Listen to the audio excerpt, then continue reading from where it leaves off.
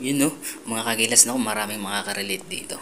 Alam ko problema nyo dito sa, lalo na sa mga sa restaurant. Yung mga kangkong, di ba, mabilis malanta. Hindi tumatagal ng Siyempre, pag bumili tayo, isang tali.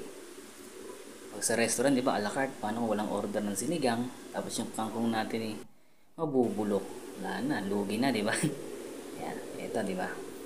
Kahapon lang to, pero kita nyo medyo lanta na. Yun mga kagilas, tuturo ko sa inyo yung aking ah, yung ginagawa ko para umaba ang buhay ng ating kangkong. Hindi agad malanta. Yan. Ngayon na yan, kinukuha natin. Kukunin natin yung magagandang dahon. Tapos yung mga dulo-dulo. Yan. Hindi ko nasasama yung tangkay. Ganito po yung ginagawa ko para hindi kami bili ng kangkong. Kagadahan pa rito, ipoportion natin. Kumbaga, kung gaano karami yung ilalagay natin sa isang order, kagaya nito, yan.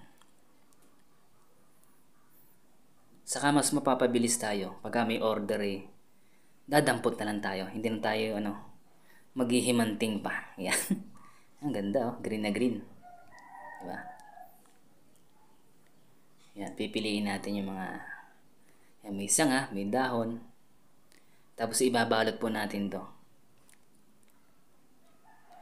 Naku, sana makatulong to lalo sa mga may restaurant. Yan. Alam ko problema nyo din to Hindi naman natin kailangan gawin to sa bahay kasi pag nagluto tayo maramihan. Sa restaurant po kasi pag walang order ng sinigang, yung ating kangkong matitenga. Yan, ganito po. Binalot po natin, no? Yan. Binalot natin ng clean wrap. Bali nahugasan ko na po ito, no? Nahugasan ko mabuti ito. Para matanggal na yung kanyang Pagdampot natin sa freezer itatambog na lang po natin. Yan, binabalot po natin. Iyo. Bali tumatagal po ito ng kahit mga 2 linggo. Basta naka-frozen po. Ang iwasan lang po natin yung ma-defrost siya. Pag napatigas na natin, wag po natin i-defrost kasi mag-iiba yung kulay niya. Medyo siya. Magkukulay brown ng konti. Pero pwede pa namang iluto. Kaya kung gusto natin green na green pa rin siya, panatilihin natin siya naka-frozen. Yan, maya-maya pa ilalagay natin ito sa freezer. Yan, marami-rami itong kangkong na ito, 2 tali. Isipin nyo, 2 tali, no? Pag wala namang order ng sinigang malalanta ng tuluyan sa chiller. Tinesting ko na rin po tinesting na rin po namin yung binababad sa tubig, no? Kaya lang nalalanta pa rin, gawa ng mainit sa kusina. Ayan, marami-rami tayong nagawa, Ngayon po, ilalagay natin ito sa freezer. Yan. Patitigasin natin yan.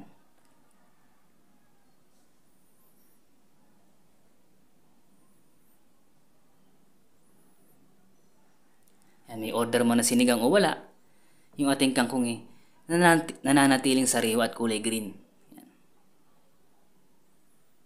Siguro, nung nakaraan na testing ko, inabot ng 3 linggo Goods na goods pa rin yung kulay, mag-green. Yan. Kaya lang minsan yung rep namin dito nagluloko yung sarahan Minsan naiiwang nakabukas yung gilid, sumisingaw, nadedefrost. Kaya nag-iiba yung kulay niya. Yan, dito ko po nilalagay. Aabutin po ng ilang linggo yan. Mas mapapahaba natin yung niya. Hindi tayo bili ng bili, hindi tayo nag-aaksaya, di ba? Lalo sa mga sa mga a la carte na kusina. Yan. Alam na mga kapatid natin kusinero yan.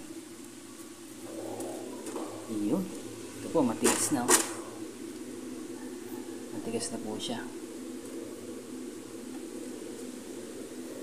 Makalipas pa mga ilang araw tetestingin natin yan, mga 1 linggo.